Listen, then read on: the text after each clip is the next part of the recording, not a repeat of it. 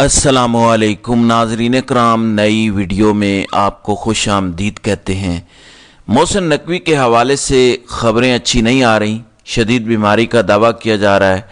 दूसरी तरफ कल आसिफ जरदारी बलोचिस्तान पहुँचे, जहाँ सरफराज भुट्टी ने उनका इस्तकबाल किया और जो ऑफिशियल तस्वीर जारी की गई, जरदारी साहब के दांत मुंह से बाहर आ रहे हैं, मुस्करा रहे हैं, भुट्टी साहब भी खुश हैं।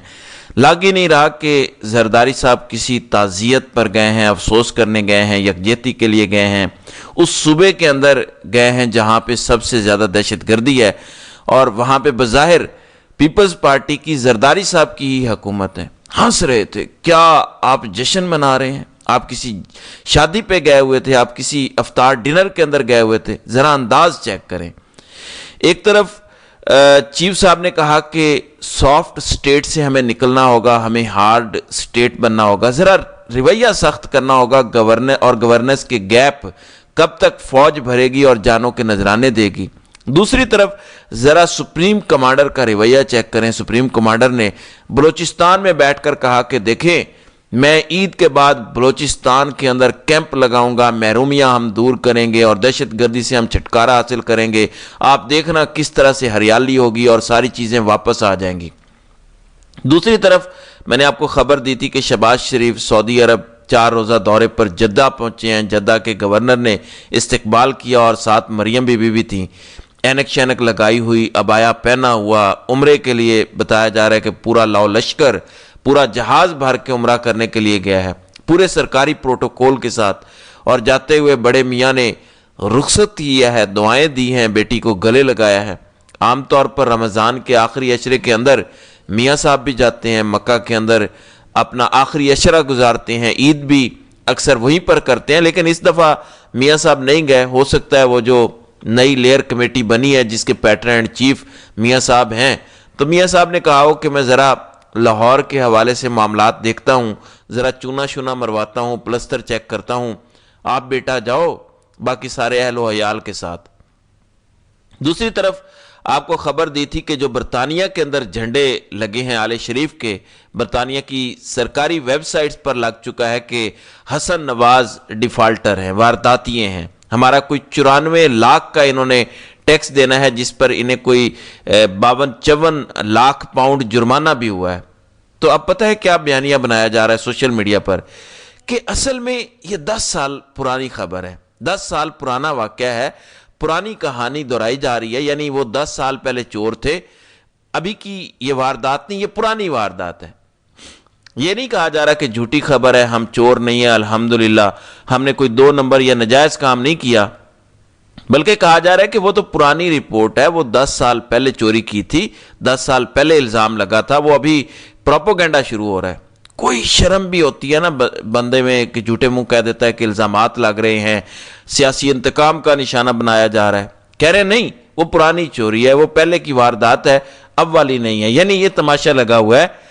फिर मैंने जिक्र किया कि जरदारी साहब बलूचिस्तान गए और वहाँ कहा कि ईद के बाद कैंप लगाएंगे, लेकिन वारदात कितनी बड़ी डाली है। उधर सिंध के लोगों को कहा जा रहा है हमारी लाशों से गुजरना पड़ेगा अगर कैनालें निकाली, खबरदार नहरें निकालने की इजाज़त नहीं है, ये सिंध का पानी है, सिंध के बासियों का पानी है, ये हारियों का पानी है। हालांकि आपको बताया था कि जरदारी और बिलावल अपनी रूह बेच चुके हैं, सौदा कर चुके हैं, और इससे पहले जरदारी साहब मुकम्मल हामी भर चुके हैं कि जो चाहे आप कर लें, कोई मसले वाली बात नहीं। और वहाँ पे ड्रामा हो रहा है कि नहीं, ऐसी कोई बात नहीं है।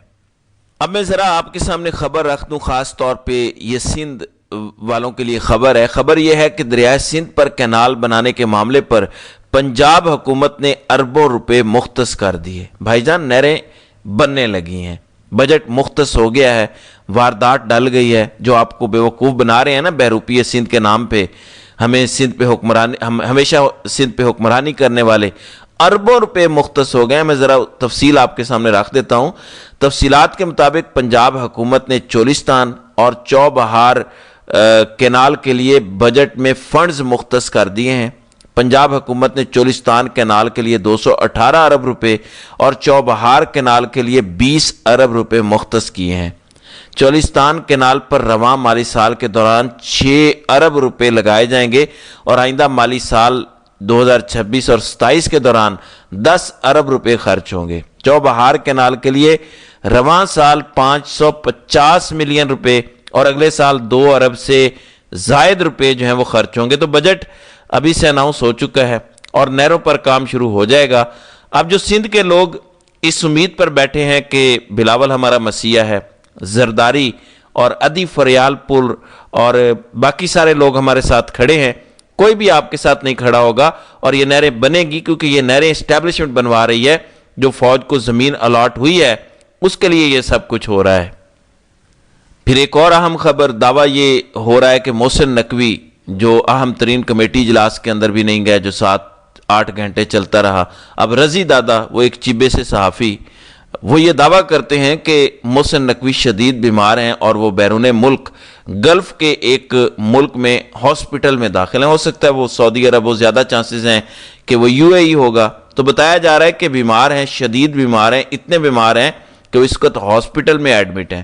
دوسری طرف وہ JIT جس کے اندر علیمہ خان کو مسلسل بلایا جا رہا تھا اور وہ نہیں جا رہی تھی، تو کل بالآخر علیمہ خان وہ جو IG اسلام آباد کے انڈر ایک JIT بنی ہے سوشل میڈیا کو لے کر، اس میں پیش ہوئی۔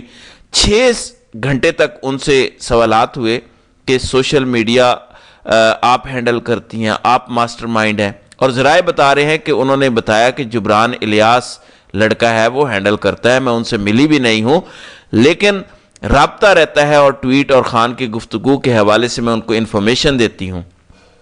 یعنی سوشل میڈیا سب سے بڑا مسئلہ ہے، چاہے وہ قومی سلامتی کا اجلاس ہو، سیکیورٹی کا اجلاس ہو، چاہے کور کمانڈر کانفرنس ہو، حکومت کی کوئی پریس کانفرنس ہو، کوئی اجلاس ہو، سوشل میڈیا ہو رہی ہے۔ اور اب تو PTI کی قیادت بھی رو رہی ہے کہ کیا کریں، سوشل میڈیا ہمارے کنٹرول میں نہیں ہے۔